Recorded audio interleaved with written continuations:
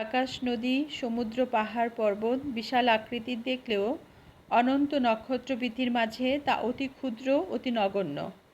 কবিগুরু তাই হয়তো বলেছিলেন, বিপুলায় বিশ্বের কতটুকুই বা জানে। বিশ্ব ছাপিয়ে যদি হয় মহাবিশ্ব, তবে তো কোনো কথাই নেই। মহাশূন্য চিরকালই রহস্যময় এক বিস্ময় জাগানিয়া। আসুন জেনে আসি এর কিছুটা। আরেক পৃথিবী, এক্সোপ্ল্যানেট, যা সৌরমণ্ডলের বাহিরে আবর্তন করা এক নক্ষত্র। বিজ্ঞানীরা বলছেন এটা পৃথিবীর মতো, এখানেও রয়েছে প্রাণের অস্তিত্ব।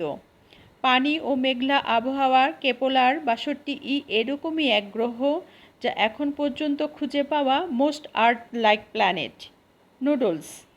মানুষ যখন নুডলস, কীভাবে?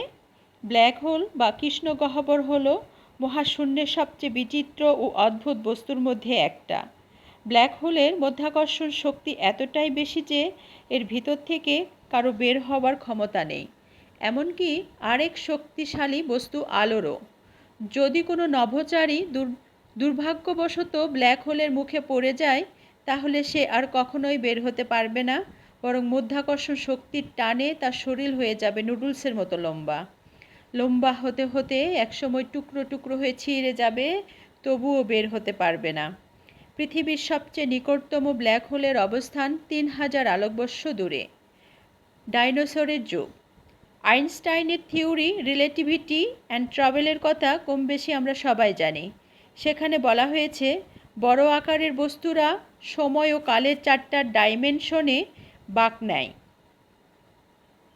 কেউ কেউ বলেছেন, মহাবিশ্বের বিভিন্ন স্থান ও সময়ের মধ্যে ব্ল্যাক হোল সময় ও স্থানকে খুব বেশি পেঁচিয়ে ফেলতে পারে। তাতেও ওর্মহোলস বা কীটের গর্ত তৈরি হতে পারে। Rock and roll. সৌরমণ্ডলের অবিরাম ছুটে চলা পাথরখণ্ডগুলোই হচ্ছে গ্রহাণু। এরা বেশিরভাগ নক্ষত্র ও জুপিটার গ্রহের অরবিটের মধ্যে ঘোরাঘুরি করে। বড় আকারে গ্রহাণুদের খুঁজে পাওয়া মুশকিল, তবে এখন পর্যন্ত ২৬টার সন্ধান পাওয়া গেছে। রোদেলা দিন। গত প্রায় ৫,০০০ বছর ধরে সূর্য আমাদের আলো দিয়ে যাচ্ছে। বিজ্ঞানীদের ধারণা, সূর্যমামা এভাবে আলো দিয়ে যাবেন আরও ৫,০০০ বছর পর্যন্ত। সুবিশাল এই উজ্জ্বল বলের মূল শক্তি কিন্তু হাইড্রোজেন ও হিলিয়াম গ্যাস।